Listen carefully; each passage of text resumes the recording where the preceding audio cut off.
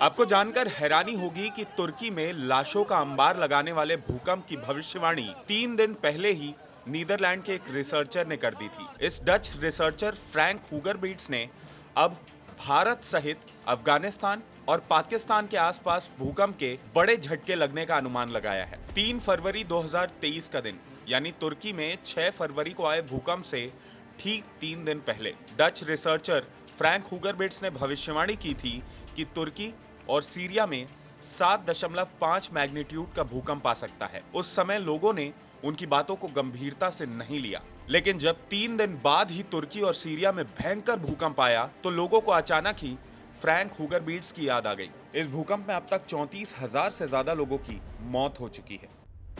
Frank हुगरबीट्स ने एक interview के दौरान बताया कि वो ग्रहों की चाल के आधार पर भूकंप की भविष्यवाणी करते हैं। वो सोलर सिस्टम ज्योमेट्री सर्वे के लिए काम करते हैं। सोलर सिस्टम ज्योमेट्री सर्वे एक शोध संस्थान है जो भूकंप की गतिविधि का अनुमान लगाने के लिए आकाशीय पिंडों की निगरानी करता है। हालांकि फ्रैंक के दावों पर कई वैज्ञानिक सवाल भी उठा रहे हैं। उनसे इस बात को लेकर ही सवाल पूछा गया कि सोशल मीडिया पर उनकी भविष्यवाणी पर प्रश्न चिन्ह क्यों लग रहे हैं।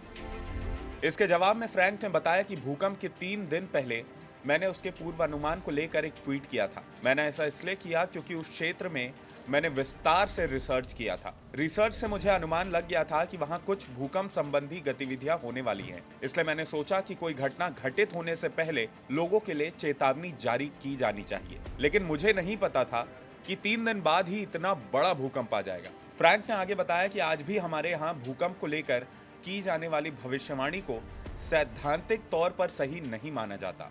अमेरिकी भूवैज्ञानिक सर्वेक्षण करने वालों का कहना है कि किसी भी वैज्ञानिक ने कभी भी बड़े भूकंप की भविष्यवाणी नहीं की।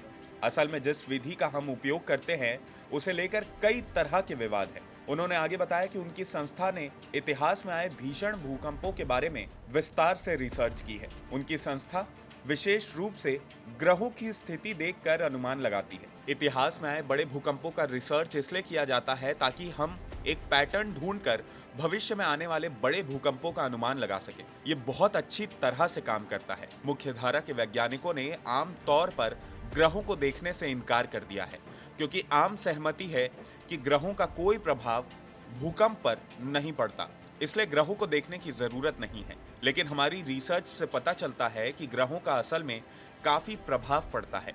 उन्होंने आगे कहा कि वो 7.5 तीव्रता के भूकंप का अनुमान इसलिए लगा पाए क्योंकि उन्होंने ऐतिहासिक भूकंपों की गतिविधि पर रिसर्च की थी।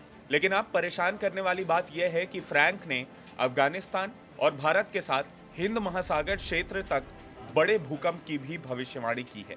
हालांकि उन्होंने स्पष्ट किया है कि भविष्यवाणी को लेकर अभी थोड़ा भ्रम है क्योंकि अभी ये स्पष्ट नहीं हो पाया है कि अफगानिस्तान से भूकंप शुरू होकर हिंद महासागर तक जाएगा या नहीं। हालांकि हो सकता है कि ये भूकंप 2001 की तरह भारत पर अपना असर डाले, लेकिन इस बात को लेकर कोई श्योरिटी नहीं है। फ्रैंक का कहना है कि इस भूकंप की भविष्यवाणी से संबंधित ये तकनीक दूसरे देशों के साथ साझा करना एक चुनौती से कम नहीं है। मौजूदा समय में उनके पास इस तकनीक का विस्तार करने का कोई साधन मौजूद नहीं है। उन्हें नहीं लगता कि निकट भविष्य में ऐसा आसानी से किया जा सकता है। फ्रैंक ने बताया कि उन्होंने तुर्की के वैज्ञानिक से संपर्क किया था। कुछ वैज्ञानिक इसे लेकर इंटरेस्टेड हैं, लेकिन ज्यादातर वैज्ञानिकों की इसमें रुचि नहीं है। उन्हें सीरिया से कुछ सकारात्मक प्रतिक्रिया मिली है। जब उनसे पूछा गया कि क्या वो भारतीय वैज्ञानिकों के साथ अपनी इस तकनीक को शेयर करेंगे तो उन्होंने कहा कि अगर भारत सरकार उनसे संपर्क करती है तो वो अपने ज्ञान को साझा करने के लिए पूरी तरह से तैयार है। अब ऐसे में हम तो यही उम्मीद करते हैं कि फ्रैंक की ये भविष्यवाणी गलत साबित हो और आने वाले भविष्य में भारत पर किसी भी भूकंप का कोई असर ना पड़े। इस पूरे मामले पर आपकी क्या राय है? क्या आपको लगता है कि फ्रैंक ने जो तरीका निकाला है भूकंप के लिए भविष्यवाणी करने का वो सही है या महज एक अनुमान? कमेंट करके हमें ज़रूर बताएं।